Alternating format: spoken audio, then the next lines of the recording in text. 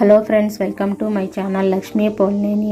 ఇప్పుడు మనము సజ్జ కుడుములు చేసుకుందామండి. మీరు ఎప్పుడన్నా చేసుకున్నారండి? ఇవి అమ్మమ్మ కాలం నాటి ట్రెడిషనల్ వంట అండి. చాలా టేస్టీగా ఉంటుంది, బలము కూడా.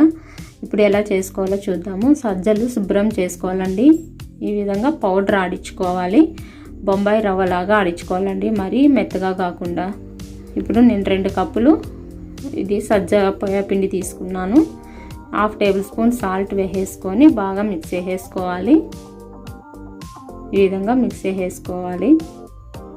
ఇప్పుడు వాటర్ తీసుకొని కొద్దిగా కలుపుకోవాలండి. ఎక్కువ వేసేసుకోకుండా వాటర్ కొద్దిగా వేసుకొని కలుపుకోవాలి. మామూలు వాటర్ వేసుకోవాలండి, వేడి వాటర్ కూడా అవసరం లేదు. ఈ విధంగా చపాతీ పిండిలాగా కలుపుకోవాలి. ఇప్పుడు చిన్న ఉంటలుగా చేసేసుకొని కొద్దిగా ఫ్లాట్గా చేసేసుకుంటే సరిపోతుందండి. వీటిని ఈ విధంగా చేసేసుకోవాలి. మిగతావి కూడా ఈ విధంగా చేసేసుకున్నాము. షేప్ మన ఇష్టం అండి, ఏ షేప్ అయినా చేసేసుకోవచ్చు. ఈ విధంగా చిన్నగా కుడుములు కూడా చేసుకున్నాను నేను. ఇప్పుడు ఇడ్లీ పాత్ర తీసేసుకుందాం మనము. ఇందులోకి వాటర్ వేసేసుకొని 1.5 గ్లాస్ వాటర్ వేసుకొని ఇడ్లీ ప్లేట్లో నెయ్యి రాసేసుకుందాము. నెయ్యి రాసుకుంటే కుడుములు చాలా టేస్టీగా ఉంటాయండి. ఈ విధంగా నెయ్యి అంతా అప్లై చేసేసుకొని ఇప్పుడు మనం ముందుగా చేసుకున్న కుడుములను ఇందులో పెట్టేసుకుందాము. ఈ విధంగా ఒకటొకటి అన్నీ పెట్టేసుకొని అన్ని ప్లేట్లలోకి పెట్టేసుకుందామండి. ఇప్పుడు ఇడ్లీ పాత్రలో పెట్టేసుకొండేసి 20 మినిట్స్ ఆవిరి పైన ఉడికించుకోవాలి. కంపల్సరీ 20 మినిట్స్ ఉడికించుకోవాలండి. ఈలోపు మనము కుడుములు ఉడికేలోపు మనము బెల్లము పాకం పట్టుకుందాము. ఒక గిన్నెలోకి బెల్లం తురుము నేను 2 కప్పులు తీసుకున్నానండి.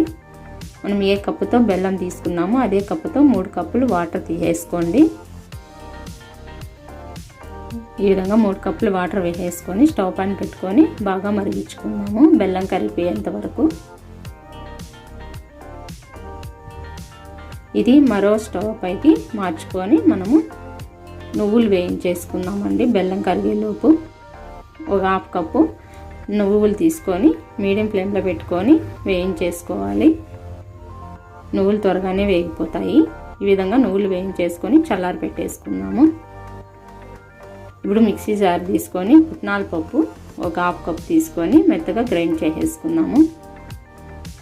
ఈ విధంగా మెత్తగా గ్రైండ్ చేసేసుకొని ఒక కప్లోకి తీసేసుకున్నాము. ఇప్పుడు చల్లారి పెట్టుకున్న నువ్వులను కూడా గ్రైండ్ చేసేసుకుందామండి మిక్సీ జార్లో. ఈ విధంగా ఇది కూడా మెత్తగా పౌడర్ చేసేసుకోవాలి. ఇది కూడా ఒక కప్లోకి తీసేసుకుందాము. ఇప్పుడు బెల్లం అంతా కరిగిపోయింది కదండి.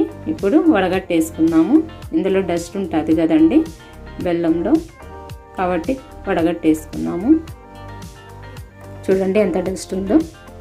ఇప్పుడు మళ్ళీ స్టవ్ పైన పెట్టేసుకొని ఇలాచీలు 4 దంచి వేసేసుకుందాము. ఈ బెల్లాన్ని బాగా మరగనియాలండి, లేకపోతే బెల్లం వాసన వస్తుంది. బెల్లం వాసన పోయేంత వరకు బాగా మరిగించుకుంటే సరిపోతుంది. పాకం ఏం అవసరం లేదు. మరిగించేసుకొని పక్కన పెట్టుకుందాం. ఈలోపు మనము కుడుములు ఉడికినాయో లేదో చూద్దామండి.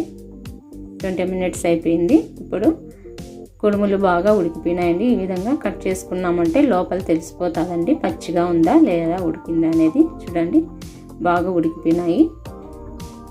ఇప్పుడు తీసేసుకొని పక్కన పెట్టేసుకొని ఒక సర్వింగ్ ప్లేట్లోకి తీసేసుకుందాం వీటిని అన్నిటిని.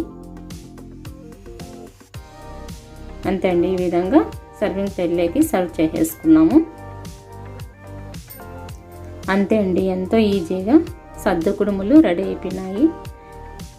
మీరు ఎప్పుడు చేసుకోకుండా ఉంటే ఒకసారి మీరు కూడా ఈ విధంగా ట్రై చేయండి. చాలా టేస్టీగా ఉంటాయి, బలం కూడా అండి ఎంతో సజ్జ కుడుములు తినడం వల్ల. ఈ విధంగా అన్ని ప్లేట్లో పెట్టేసుకొని పప్పుల పొడి చల్లేసుకోవాలండి. పప్పుల పొడి, నువ్వుల పౌడర్ చల్లేసుకోవాలి. అలాగే నెయ్యి కూడా వేసేసుకోవాలి.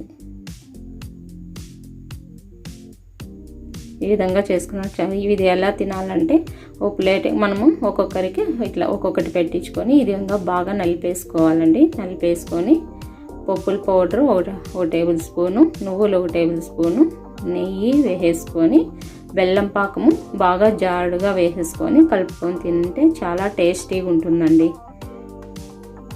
నా ఛానల్ కనుక మీకు నచ్చినట్టయితే సబ్స్క్రైబ్ చేయండి, షేర్ చేయండి, లైక్ చేయండి, కామెంట్ చేయండి.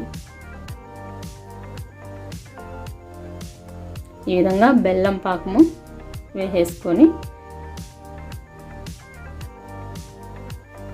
ఈ విధంగా కలుపుకోవాలండి.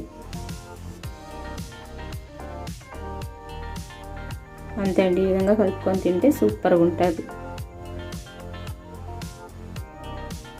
సజ్జ కుడుములు మీరు కూడా చేసుకోండి.